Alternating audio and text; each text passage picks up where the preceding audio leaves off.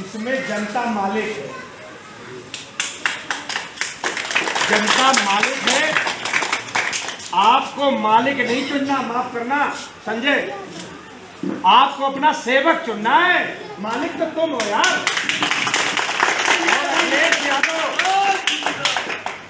अखिलेश यादव जी जो सपा के अध्यक्ष और हमारे नेता हैं, उनका निवेदन आपका सेवक है। बात जनता मालिक, नेता ये खद्दर वाले आपके सेवक, और जो कर्मचारी है चाहे डीएम हो या कलेक्टर हो वो आपका नौकर। रिश्ता तो यही है, रिश्ता तो यही है। ये बात अलग है कि नौकर भी लाल है और सेवक में भी लंबे चौड़े हैं, और जो मालिक है उसकी फसलियां दिख रही हैं। स्थिति बस इतनी खराब है। जिस भी जगह पे, जिस भी व्यवस्था में मालिक की हड्डियां दिखाई देने लगे जिस भी घर में, और नौकर लाल हो जाए और सेवक भी हल्का फुल्का गुलाबी हो, तो समझना कि मालिक को चूस लिया है दोनों ने। ठीक है, ये तो हमारे आपस में है। राजनेताओं का भी जो लंबा इतिहास है उसमें बिरले ही नेता है जो जनता का सेवक के रूप में जिन्होंने इतिहास कायम किया, बाकी तो तकरीबन लुटेरे ही रहे। ये बात बोलने में मुझे कोई गुरेज नहीं है, लेकिन मैं ये बात बहुत खुले मन से स्वीकार करता हूं कि ये व्यवस्था सिद्धांतहीन राजनीति का दुष्परिणाम है। ये नेताओं ने और बेईमान भ्रष्ट कर्मचारियों ने, दोनों के गठजोड़ ने इस जनता को लूटने का काम किया।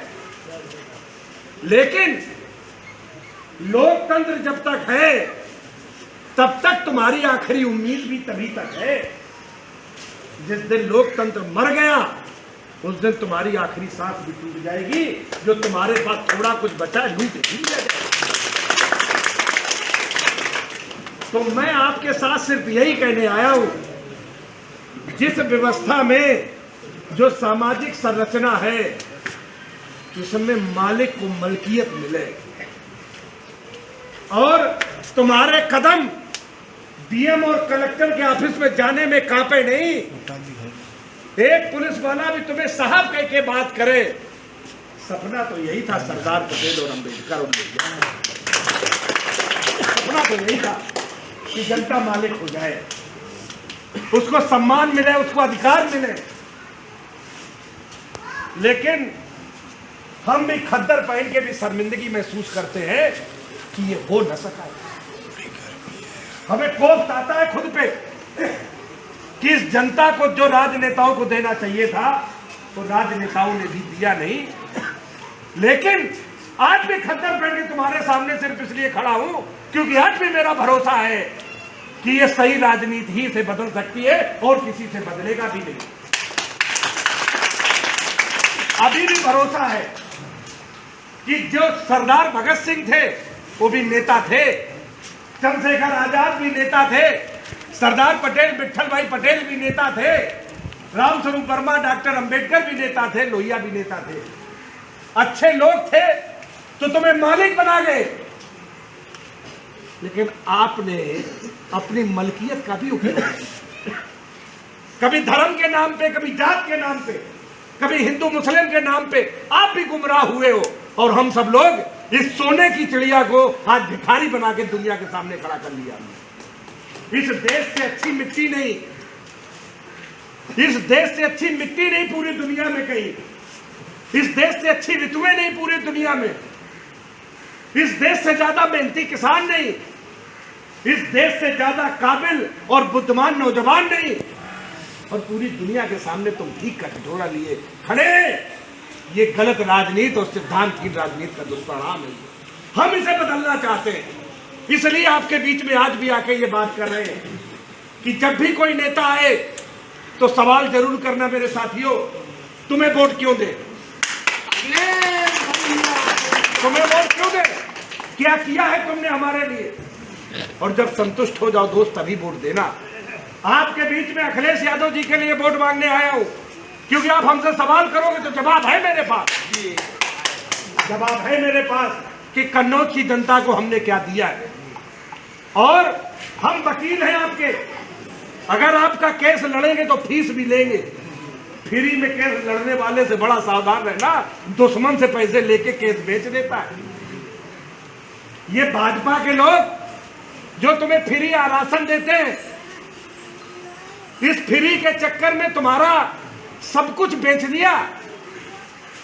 रेल बेच दी, जहाज बेच दिए, एयरपोर्ट बेच दिए, समुंदर बेच दिया, पोर्ट बेच दिया। तुम्हें 2 दाने दिए और तुम्हारा सब कुछ बेच दिया। तुम्हारा आरक्षण छीन लिया, आरक्षण छीन लिया, संविधान छीन लिया। ये सस्ता है, ये बहुत महंगा पड़ा है, ये सस्ता नहीं चाहिए। तुमसे यही निवेदन करने आया हूं कि आप सब लोग हमसे पूछें तो मैं बताऊंगा कि आपके संविधान की रक्षा करना चाहता हूं, इसलिए तुमसे वोट मांगने आया हूं। आपका लोकतंत्र बचाना चाहता हूं, इसलिए तुम्हारा वोट चाहिए। तुम्हें शिक्षा मुफ्त देना चाहता हूं, इसलिए तुम्हारा वोट चाहिए। तुम्हारी चिकित्सा मुफ्त करना चाहता हूं, इसलिए तुम्हारा वोट चाहिए। तुम्हें मालिक बनाना चाहता हूं, इसलिए तुम्हारा वोट चाहिए। तुम्हारे सामने झुक के तुम्हारा सेवक बनना चाहता हूं, इसलिए वोट चाहिए। और हर आदमी की ख्वाहिश होती है, मेरी भी एक ख्वाहिश है कि मरने के पहले मैं इस देश की जनता को मालिक के रूप में देख के ही मैं मर गया। अगर ये हो सका तो हम भी समझेंगे कि हमारा राजनीति का ये सफर कामयाब हुआ है। बाबा साहब के मिशन में हमने भी एक काम योगदान दिया। बाबा साहब का यही सपना था, ना कोई हुजूर हो, ना कोई मजबूर हो, ना कोई ऊंच हो, ना कोई नीच हो, ना कोई श्रेष्ठ हो, ना कोई कमतर हो। हमें एक जैसा समाज चाहिए। हमें एक उत्तम समाज बनाना है जिसमें श्रेष्ठता की कोई गुंजाइश नहीं होनी, जिसमें श्रेष्ठता की कोई गुंजाइश नहीं होनी चाहिए। अगर कोई आदमी श्रेष्ठ बनता है तो किसी को नीच बना के ही वो श्रेष्ठ बनना चाहता है। हमें ये ख्याल मार देना है।